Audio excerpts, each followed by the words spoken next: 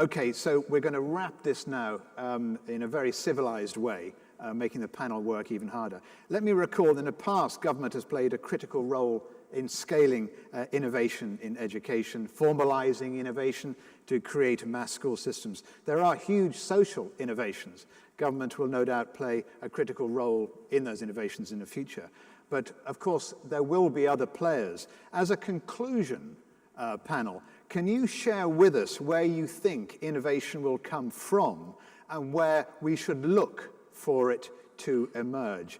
For instance, aren't some of the key innovations already, I think you've hinted at this, coming from unexpected places, parents, communities, teachers, and of course, some of the best ideas from the less developed parts of the world. So let's go through one by one, and not necessarily in any order, but starting off with Professor Cheng. And you've only got a minute, Professor.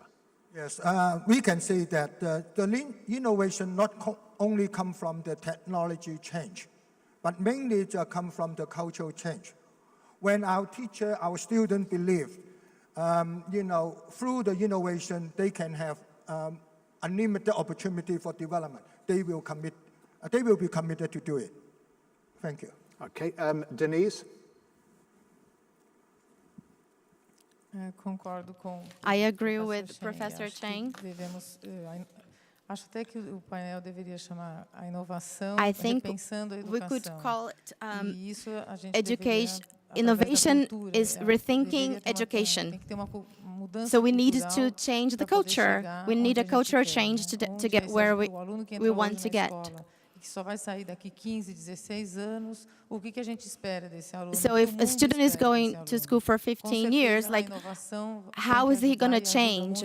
What is it going to be like in the end? What we expect from these students? What does the world expect from these students? Okay, fair question. Ending on a question. Jose Gego? Well, I'll just, I think that's probably the last round. I'll just focus on science education. In most countries, the values of science and the culture of science is critical because it leads to evaluation, it leads to critical thinking, it leads to quality control, it leads to things that are integral part of any modern society and then a democratic society.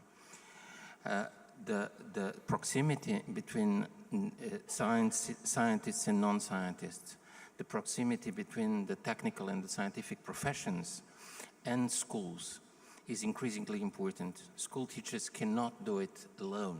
They must do it with the others. The role of science centers and the movement of science centers across the world with schools on one hand and with the scientists and the science and technical professions is becoming and will become crucial for the years to come. Yeah, quite rightly. Stephen Geiger? I think Jose stole my fire. To answer the question where a lot of the innovation is going to come from, it's in the science and technology realm, particularly on the graduate level of research. It's going to come mainly from these growing international collaborations between researchers. Science and technology in the 21st century is fundamentally different than previous centuries. The speed of development, the speed of innovation is such that only those groups who collaborate together are going to prosper. So one of the key areas in that segment of innovation is going to be from the greater and greater collaborations we see between researchers in the scientific field. Okay, and Anthony, finally. I think for education leaders, there are really three areas of focus to spend the bulk of the time on. The first is people. It's going to be driven by celebrating the heroic work of teachers all over the world and really uplifting their work every day, supporting student innovation and their own exploration.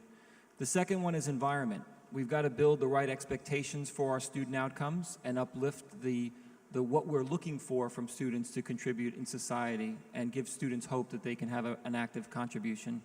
And then the last thing we have to do is often overlooked in most schools is we have to refine the work that we do to scale with process. So embrace education process so we can create a breadcrumb trail to find innovation once we have it, which is often one of the things we've lost because so much of the innovation is driven by individuals. It's often hard to scale. Anthony, thank you. I think we all agree here that we do want innovation, and we certainly don't want innovation to stand still, which is almost a contradiction in terms. I'm sorry we didn't get to the audience for questions, but the panel was so articulate that I felt they'd answered most of your questions. And we had some online questions from MyWise and the online community. It's very important to us, that community. So please carry on with those questions and we'll try and answer them over the next few days. There are still, in my view, to wrap up, strong conservative forces at work in education. And that, of course, makes any kind of change difficult to achieve. But as far as I'm concerned, blessed are the risk takers, for they shall lead the way to more enlightened learning. The point about education, lest we forget it, or one of the points, is that we need to raise thinkers, innovators, and critics, and of course children who want to be innovators themselves. Thanks to Denise Aguirre, Stephen Geiger, Jose Gago, Professor Cheng, and Anthony Salcito. Join me again tomorrow morning at 9, same place, same time.